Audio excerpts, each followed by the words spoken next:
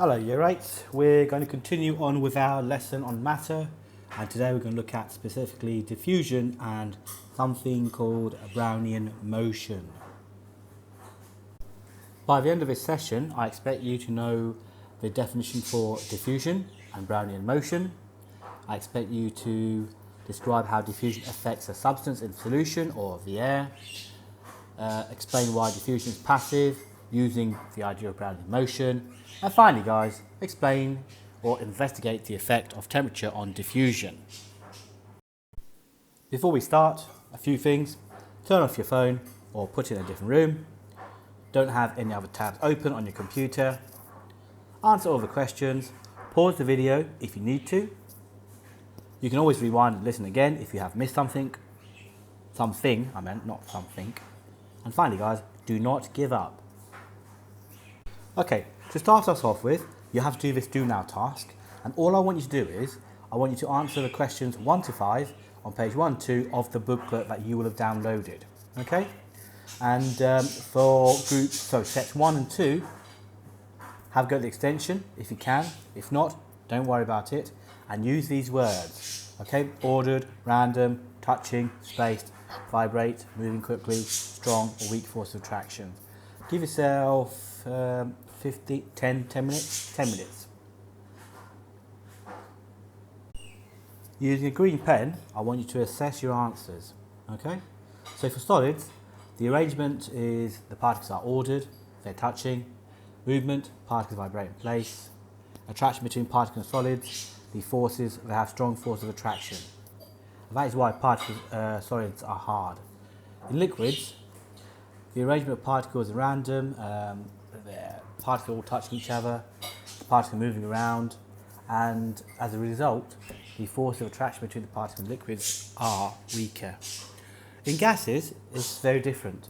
There are large spaces between each particles, randomly arranged, and they are moving around very fast, okay? And they change direction every time a collision between gas particles takes place. And finally, the result of all this is that the force of attraction between the particles are weak. Now, question 2, diffusion is the random spreading out of particles from a high concentration to a low concentration. Number 3, gas and liquids can flow because the particles are not fixed in place, okay? They are moving around and they have weaker force of attraction between each other. And question 4, solids, liquids and gases, okay? A solid is more dense than liquid, a liquid is more dense than a gas. It's to do with the spacing of particles. For those of you that have done the extension, okay, number 1, solids keep their shape because of the strong force of attraction between particles. Liquids and gases keep the shape of the container because the force of attraction between the particles are weaker and they can flow. Question 2.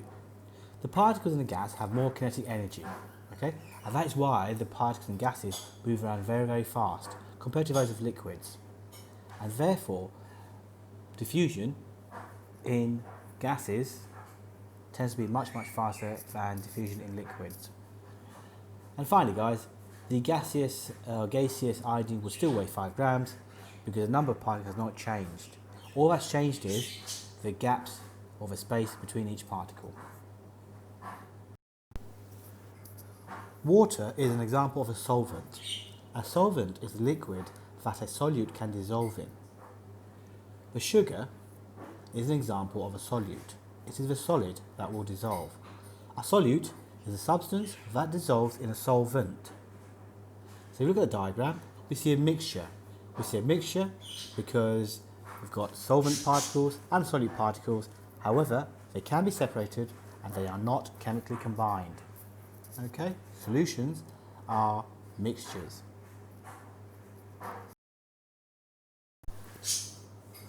So, a solution is a mixture. It's a mixture of solvent particles and solute particles. So if you look at the slide, we've got water, which is our solvent. We have sugar, which is our solute. You mix them together, you'll see the sugar dissolving in the water. And we end up with a sugary water solution. Okay? On this slide, we are going to discuss something called Brownian motion. Now, before I do that, I want to ask you a few questions. I want you to have a think about it. First of all, why were sugar particles spread out? Okay, why do sugar particles spread out when you dissolve them in water? Would the sugar have dissolved if we didn't stir it? In fact, why do we stir it?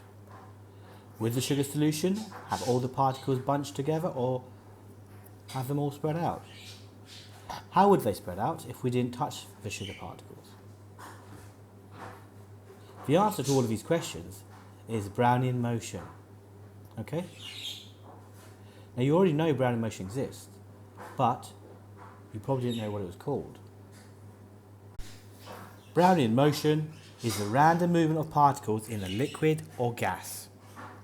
Have you ever observed, sorry, let me start again.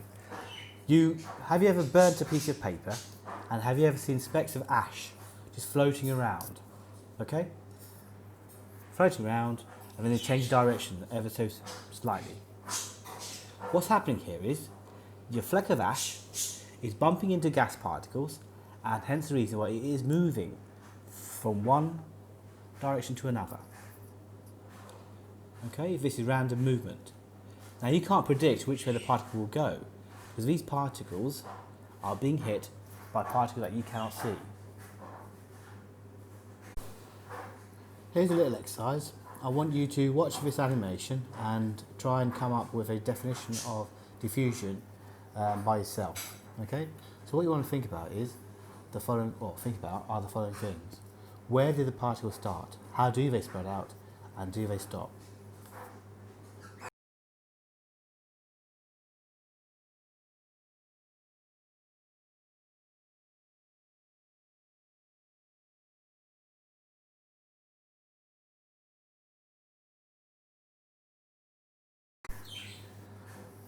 Diffusion is the passive movement of a substance from an area of high concentration to an area of low concentration.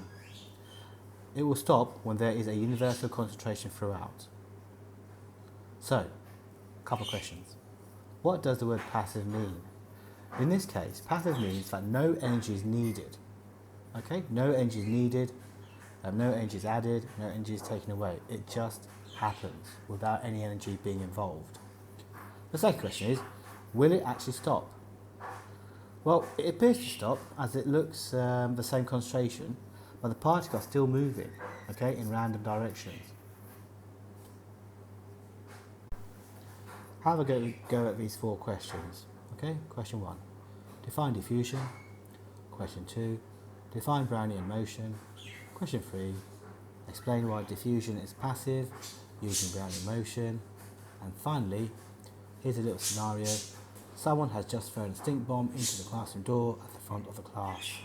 So, describe how the gas diffuses around the room. Explain why students at the front of the class smell it first. Explain why it smells strongest near the door. And finally, would it spread fast or slow on a hot day? And justify your answer. Okay? So pause the video and have a go at these 4 questions. Okay, get yourself a green pen and answer these questions using the sentence starters. Okay? The answer to question 1 is the passive movement of a substance from an area of high concentration to an area of low concentration. Question 2. Brownian motion is the random movement of particles in a liquid or gas. And find number 3. Diffusion is passive because it requires no energy, as the particles are moving due to Brownian motion and will never stop. Question 4. In a gas, the particles have high kinetic energy, and therefore they move quickly and randomly. Over time, the particles will diffuse from the area of high concentration by the front door to an area of low concentration, i.e. the back of the classroom, or furthest away from the door. The students at the front will smell it first, because the particles will spread from the front of the room to fill the whole room. The smell will be strongest near the door because this is where the particles have the highest concentration. It will spread fast on a hot day because the heat energy gives the particles more energy, more kinetic energy, so they're moving around more quickly, which means they spread out more quickly. Use the marking criteria on this slide to mark your answer to question 4. And pay particular attention to the sentences or the words that are underlined, because these are key descriptors.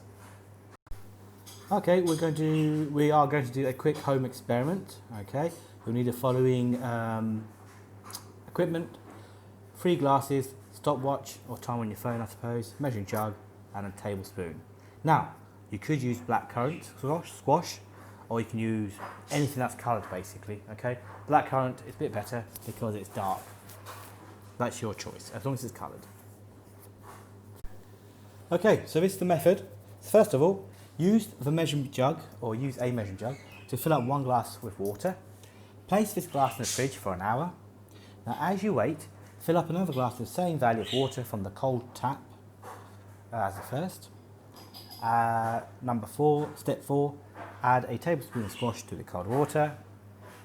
Question number 5, do not stir it. Then start your stopwatch, note down the time taken for the squash to spread around the whole glass. Then repeat steps 3 and 6 with hot water from the hot tap, or even water which is heated up in a kettle. And repeat steps 3 to 6 with the water from the fridge. Again, time how long it takes for the squash to spread out.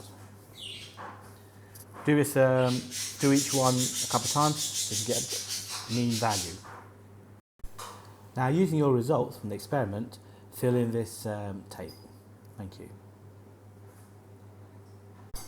Okay, answer these few questions. All right. First of all, what was the independent variable in this investigation? What was the dependent variable in this investigation? Name 2 control variables. Describe the pattern in your data and suggest 2 improvements to this method to get more accurate results.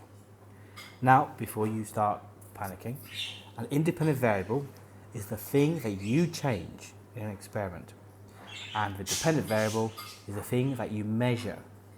And finally, control variable are the variables that you keep the same, okay? Just to make the experiment fair, and so it gives you a chance to compare results. Right, so these are the answers. Number 1, the independent variable was the temperature of the water. This was the thing that you're changing. Question 2, the thing you were measuring for dependent variable was the time taken to diffuse. Question 3, the control variables, the things that you're keeping the same, were the volume of squash, volume of water. All right. Now listen, you must say volume. If you say amount, that won't be accepted in the exams. Okay. So try and use the word volume. Basically, because amount can include volume, can include mass as well. Okay. And these are 2 different things. Now, to summarise what you should have learnt. Brownian motion is the random movement of particles in a liquid or gas.